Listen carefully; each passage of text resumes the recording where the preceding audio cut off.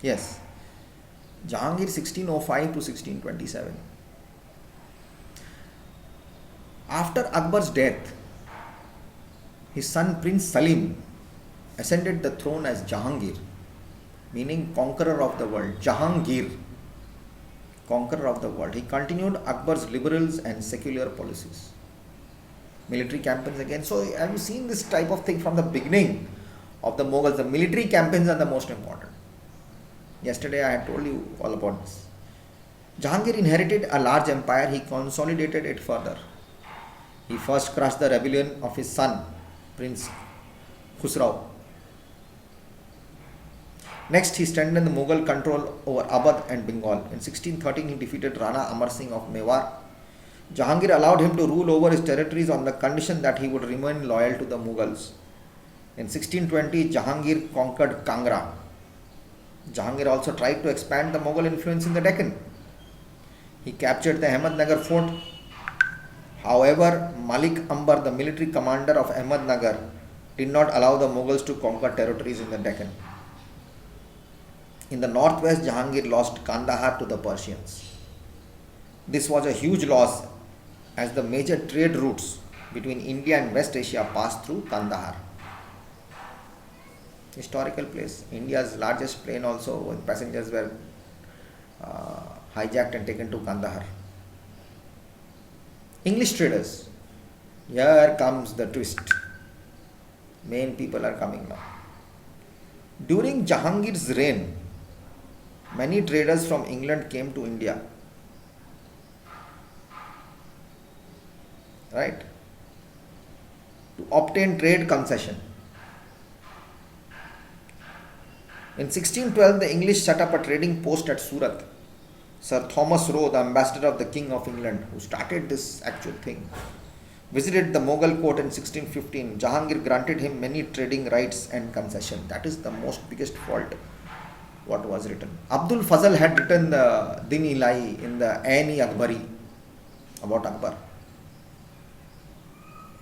Those who wanted to join his order and those whom the emperor approved were admitted on Sunday.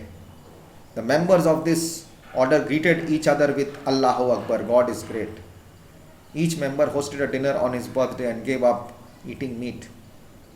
Especially in the month of his birth, there was no priests, no places of worship and no rituals. That was the Din-i-Ilahi. Noor Jahan. Noor Jahan was Jahangir's wife, Salim's wife. Much of his success is all given to this lady, Noor Jahan. He took her advice on important issues. Once when he fell ill, Noor Jahan managed the affairs of the empire. Gradually she became so powerful that coins began to be issued in her name, in the name of both. Historians believe that she was the real power during the later half of Jahangir's reign. Noor Jahan's growing power and influence at the court alarmed Prince Khurram, later Shah Jahan. The struggle for power between them intensified in 1625. After Jahangir's death, Noor Jahan retired from public life.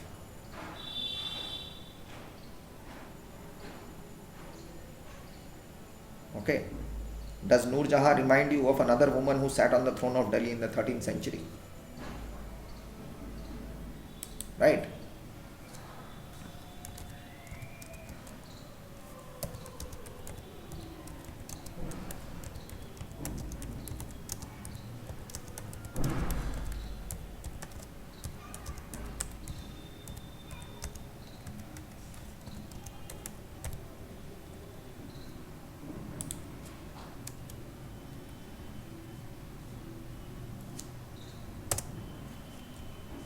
So, who sat on that? Razia Sultan.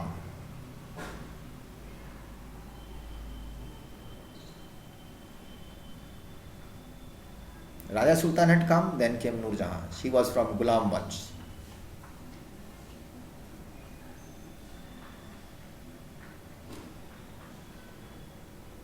Okay.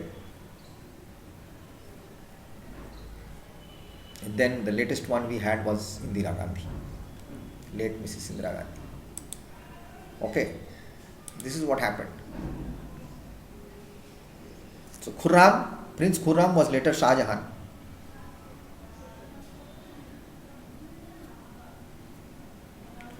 Jahangir the king provided stability to the Mughal Empire. He continued with the secular policies of Akbar. He maintained friendly relations with the Rajputs, married into Rajput families, and awarded high posts to deserving Rajput chiefs. Like Akbar, Jahangir was a people's ruler. He cared for his subjects and looked after their well being. Sources tell us that he installed a chain of justice outside his palace. Whoever had a complaint against anyone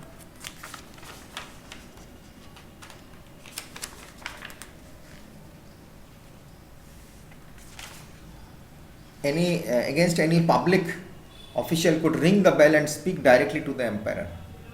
There was a bell, Janta Ki Adalat. Jahangir was a well-read man. He was very fond of literature and painting. Mughal painting attained perfection during his reign. We will read more about it in lesson 10. After Jahangir's death, Shah Jahan 1628 to 1657, there was a war of succession among his sons. Prince Khurram defeated his brothers and became king. He came to be known as Shah Jahan, meaning the ruler of the world. Shah Jahan.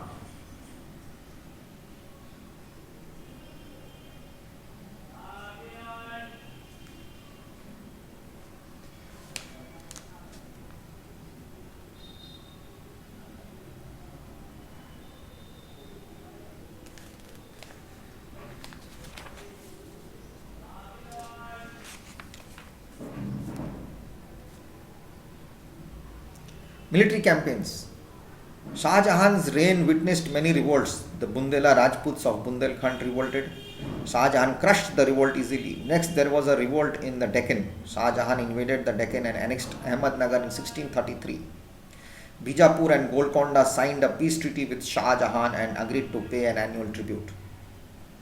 After consolidating his position in the Deccan, Shah Jahan sent an army to Balkh and Badakhshan in Central Asia in order to add Taimur's capital to Samarkand to his empire. This campaign, however, failed. He also failed to recover Kandahar from the ruler of Persia. European traders again.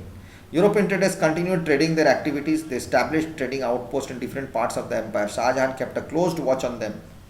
When he came to know that the Portuguese were creating trouble and not paying custom duties, he defeated them and made them trade in his terms. Shah Jahan as the king. Under Shah Jahan, architecture witnessed tremendous growth. He built the Taj Mahal at Agra. He also built the city called Shah Jahanabad, the seventh city of Delhi, and made its capital. In 1657, Shah Jahan fell ill. A war of successions broke out among his four sons, Dara Shikoh, Shah Shuja, Aurangzeb, and Murad Baksh. Aurangzeb defeated and killed his main rival, Dara, and imprisoned Shah Jahan at the Agra fort. There he crowned himself emperor. He put his father into exile, Aurangzeb. So Aurangzeb is the last sixth ruler. The last of the great Mughals, Aurangzeb, Alamgir, meaning conqueror of the world, ruled for 49 years. The same as Akbar, his empire covered nearly the whole of India. We have done this in class last year we had done this, sorry. Aurangzeb's reign can be divided into two phases, 1658 to 1680 when he was in North India, 1681 to 1707 when he was in the Deccan. Revolts. There are many revolts during the reign of Aurangzeb. In northern India, Aurangzeb had increased the land tax from 1/3 to 1/2 of the produce. Increased. The Jats of the Agra Mathura region, the Satnamis and the Bundelas revolted against it. The most powerful revolts were that of the Rajputs, the Sikhs and the Marathas. Most of Aurangzeb's time, energy and resources were spent on crushing these revolts. Again, there was something happening in the constitution, in the parliament, right, with this farmer. There was one bill passed which everyone is not happy. There is some rascas going on. So like these things only they happened before also. Same thing is happening. Okay, next video.